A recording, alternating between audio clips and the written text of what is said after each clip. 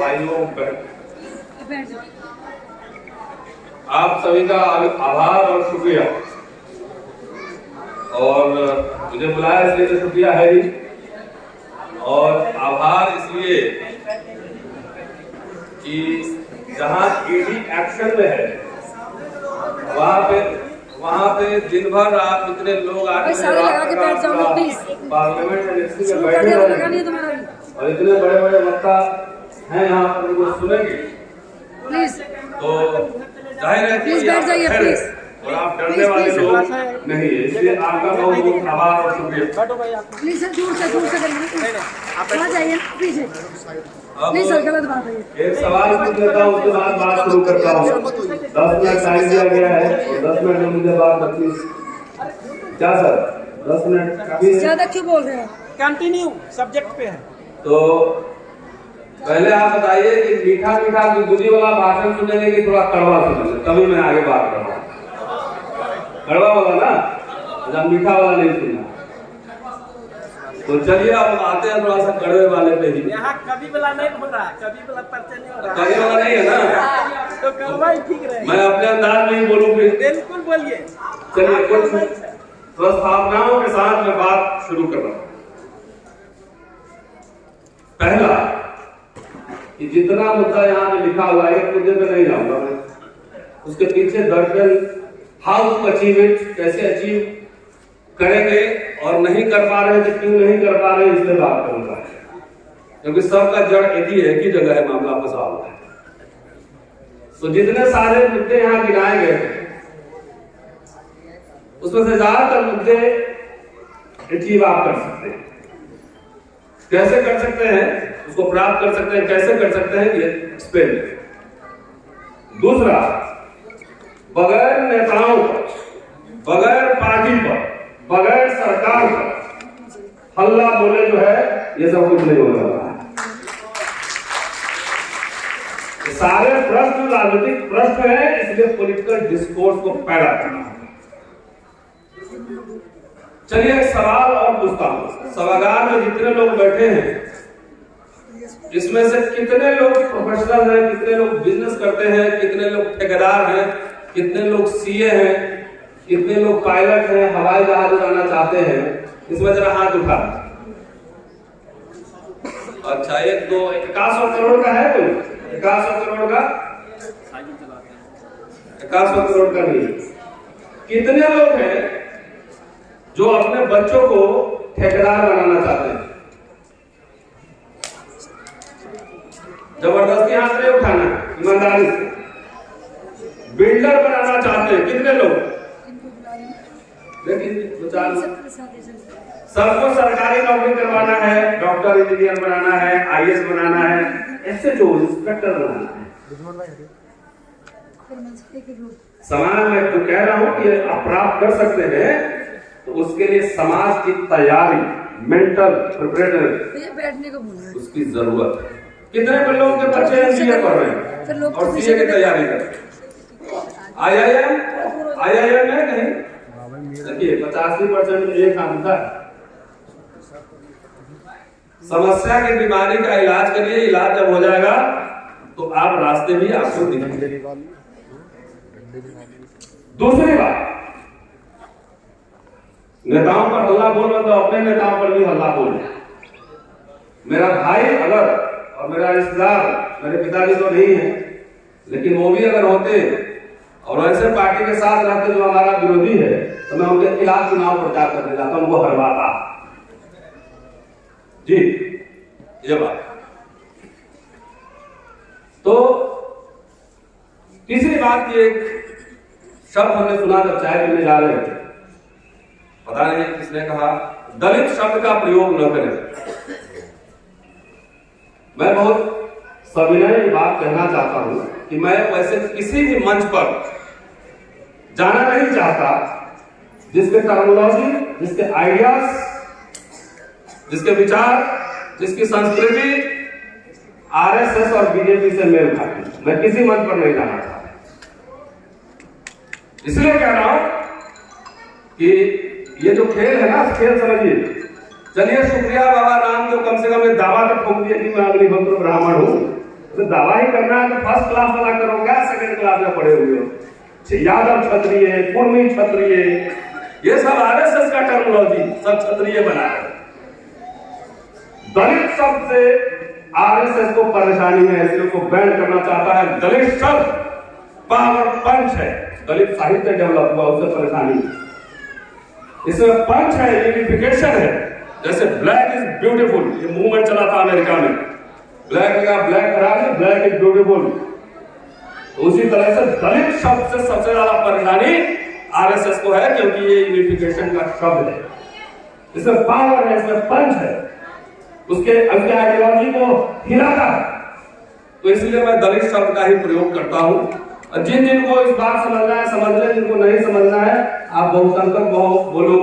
अब तो बाबा साहब तो दलितों के लिए कहते थे हम माइनॉरिटी में, और दलित राजनीति उसके बाद चला गया बहुजन में, अब बहुजन के बाद चला गया मूल निवासी। पता नहीं कौन कौन यूनिवर्सिटी से सब जो है ना पीएचडी करके आए, मेरे समझ में नहीं आया।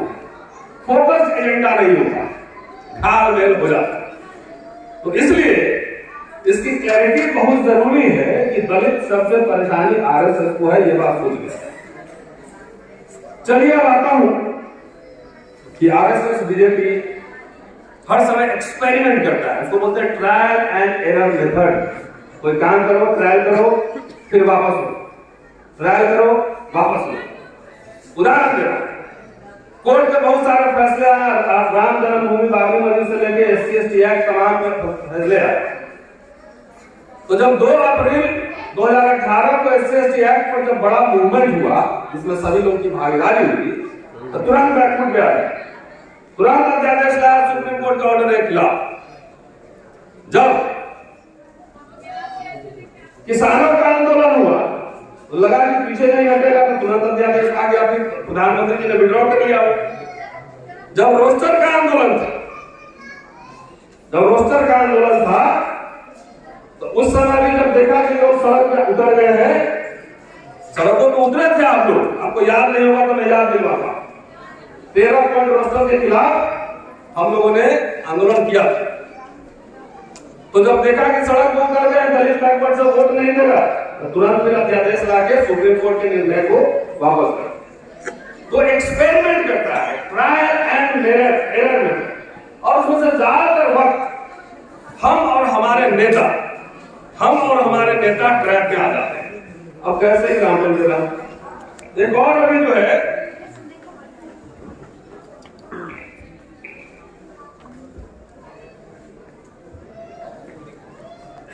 अभी कल आपने देखा होगा सोशल मीडिया, यूनिवर्सिटी में डी रिजर्वेशन बिना किसी आंकड़े के 10% जनों कोटा दे दिए।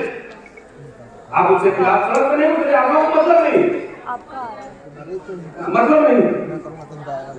उसके खिलाफ नेता भी नहीं बोले, हमारे नेता भी दोनों हाथ ऐसे पसारे स्वागत कर रहे थे, मैं नहीं कर रहा, हम लोग नहीं कर रहे।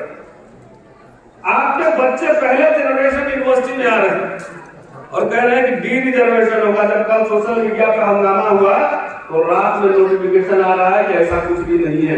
वो भी एक्सपेरिमेंट कर रहा था कि अगर हल्ला करता है कि नहीं करता है तो लागू कर दे। हल्ला हुआ, सोशल मीडिया पर हुआ, तब जाके रात में नोटिफिकेशन आया।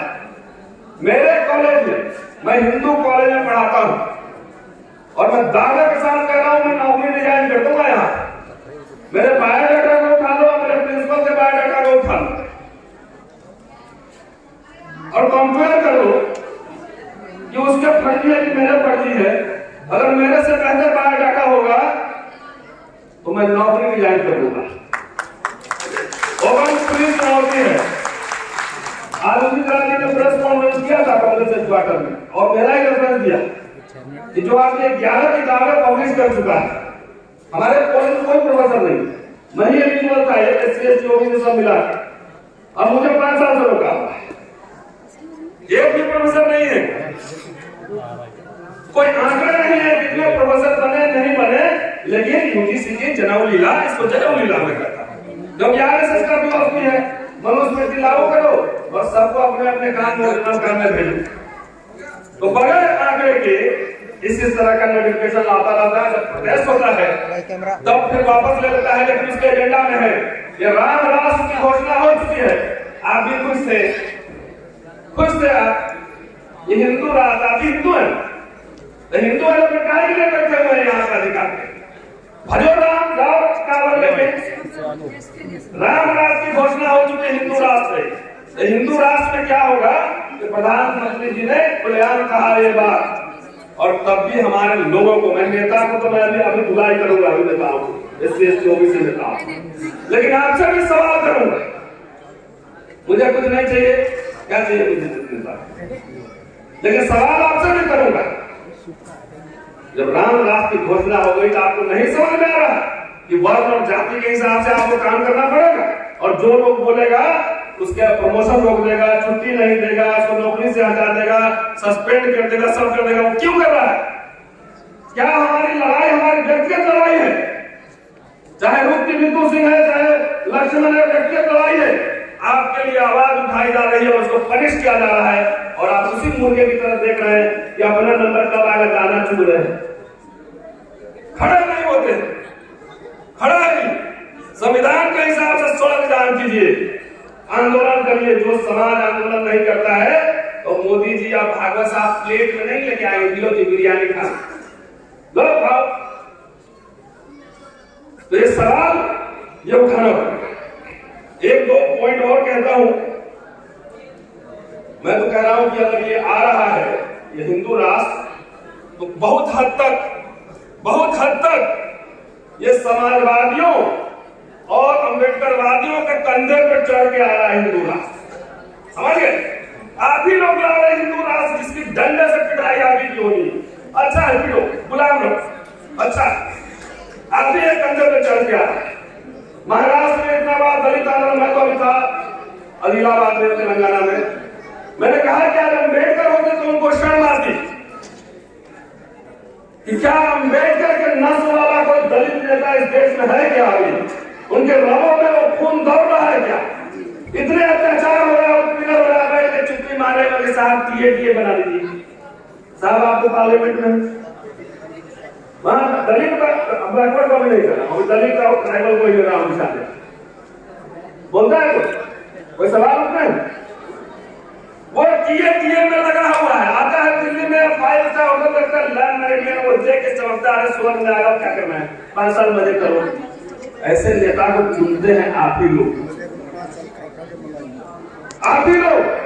महाराष्ट्र में दलित पैंथर टूटा, बीजेपी RSS में, जीतन मांझी RSS बीजेपी के साथ है, चिराग पासवान RSS बीजेपी के साथ है, और जहां मैनेज नहीं हो रहा है डायरेक्ट कन्फ्रंटेशन, वहां पे पार्टी के थ्रू मैनेज हो रहा है। 4 पार्टी खड़े कर दो, 100, 200, 500 वोट तुम लोग काट लो, बाकी इंडिया वाला हार जाएगा, ठीक है? तो ये समाज के अंदर भी परेशानी है। एक और एक्सपेरिमेंट का एग्जाम्पल दे रहा हूं। अभी एक बाबा है, बेचारा आंख तो नहीं है, लेकिन दिमाग और जबान बहुत फटर चलता है। आज भी बिहार में इनका कमेंट है, उन्होंने कहा कि जो राम को नहीं भजता वो चमार है। तो अच्छी बात है, चमार राम को भजता नहीं तो अच्छी बात। बाबा साहब ने बैठ पर विद्या में कहा भी, लेकिन क्या वो किसी जाति को कह रहा था? बाबा जाति को कह रहा नहीं, आपका दिमाग चेक कर रहा था कि दिमाग में बुद्धि है कि गोबर भरा है। गौसंख्या कैसी हो जाएगा? फेविकॉल है, SC ST OBC minority law चिपका कर चिपक जाएगा।